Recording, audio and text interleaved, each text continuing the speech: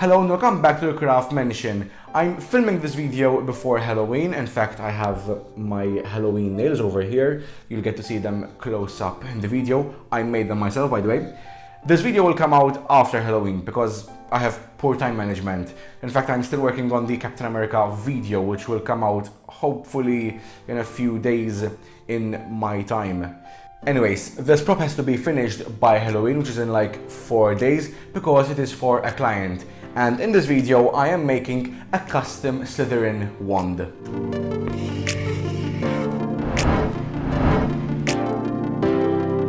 So I've already gone through the brainstorming phase with the client and gave them various hilts for the wand and the thinner end at the wand, I don't know what it's called, and came up with these. Well, basically the criteria were Slytherin and they wanted to incorporate rhinestones into it. So there were some ideas over here. There was a bone, I don't know, Slytherin, not always evil, but maybe evil.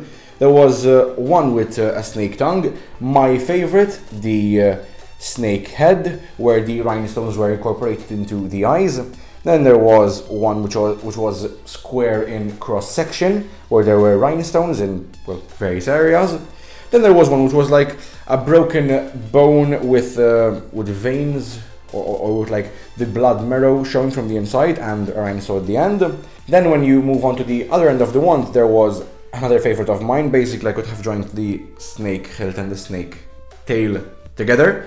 And then there was the other one where there was a green one because it's Slytherin, and there was the hilt, which was sort of like corruption, here implying that a Slytherin is good. And I intended to show that in the wand. The client liked the last wand that I mentioned. So then I worked on the details. I marked where the rhinestones were going to come and sort of a detailed 4-angle view of the hilt. Now the best thing about custom wands is that the measurements are completely made up. I will make this about 14 inches long, and here I have some scrap wood. This will be used for the main lengthy bit, and then for the corruption bit I'm either going to use one of these. I don't know which one is softer or which one is nicer. I'm not going to make this from one whole piece because carving around all the thin piece would just take too long. The rhinestones, of course, are silver because the colors of Slytherin are green and silver. I decided to use the smaller piece of wood as it was a good size for a handle. It measured to about 4.5 inches, so I marked 10 inches from the thinner dowel to have about half an inch of overlap, totaling to 14 inches. This time I didn't have any template for the wand, so all markings were freehand. I created a silhouette of the wand shape and started cutting it from one angle and removing all the excess wood. If this is the first wand video of mine you're seeing, this is basically how I taper down the dowel for it to maintain a circular cross section. First, I remove excess wood from one angle and then from the perpendicular one to create a square cross section. Then I go after the corners to create an octagon from the dowel, and finally I sand down the remaining edges with a Dremel tool and a sanding block. That piece was finished, for now. Similarly, but in a less uniform way, I drew where I needed to remove excess wood from the handle. As you can see, I don't have the proper tools for wood carving, so I just used my X-Acto knife and, when necessary, different Dremel tool bits.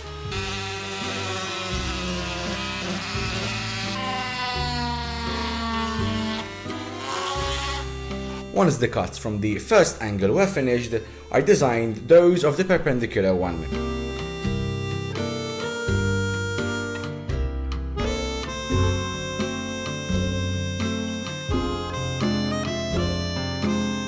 One of the wand's features is like a droopy bit of goo on one side, so first I made a cut directly underneath it, and then I shaped the drop itself to look as if it was going down. Another feature was a small bump on another side, so first I cut directly down and then around it. Again, from a square to an octagon to a circle. I didn't plan any other profile angles, so Here is where I got to have fun and improvise the look of this wand, from joining one edge to another to smoothing out another area. The main idea of the handle was corruption, so I didn't shy away from creating sharp edges and removing any idea of uniformity. So much so that I even purposefully damaged the wand by giving it cuts and cracks.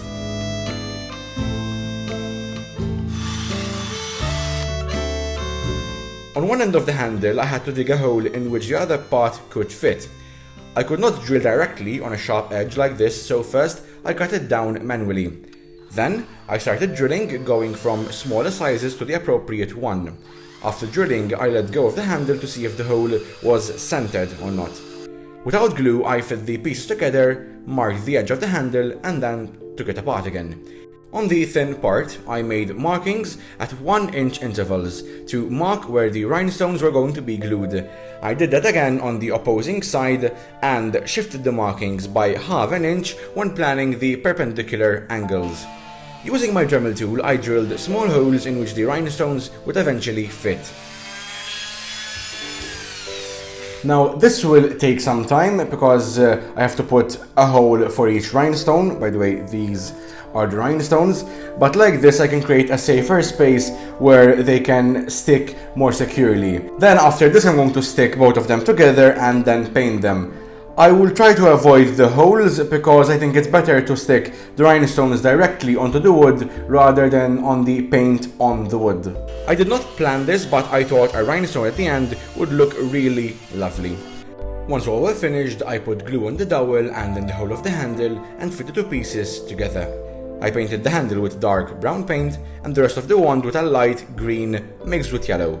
To start creating dynamic colors to the handle, since it should resemble wood, I mixed black paint with water and painted over the entire handle so that it settled in the deeper areas to make them darker. I went the other route on the green part. Instead of a wash, I dry brushed some yellow onto it. For further highlighting on the handle, I dry brushed some red to make it look like it was slightly burnt.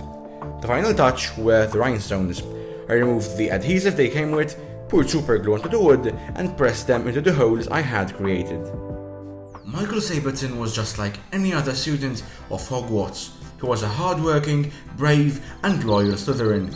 However, that never stopped him from being friends with students from all 4 houses.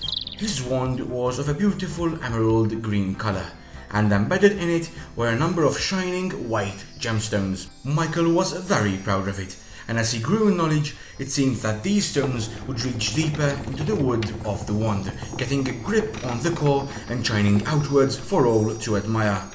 However, by the age of 16, Michael took notice of certain blemishes on his wand.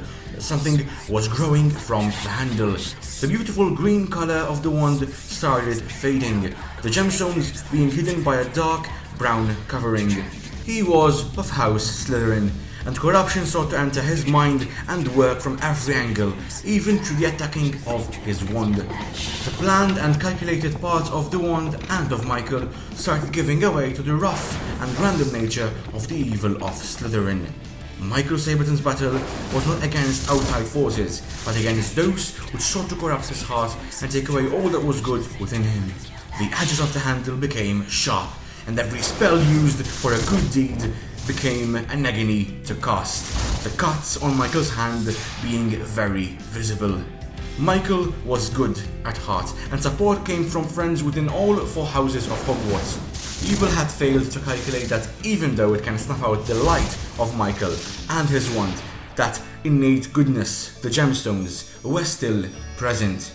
And while it is true that with every good spell the wand would harm Michael, the darkness of the handle would crack as the core grew firmer and stronger. It would give away to that which it could not corrupt.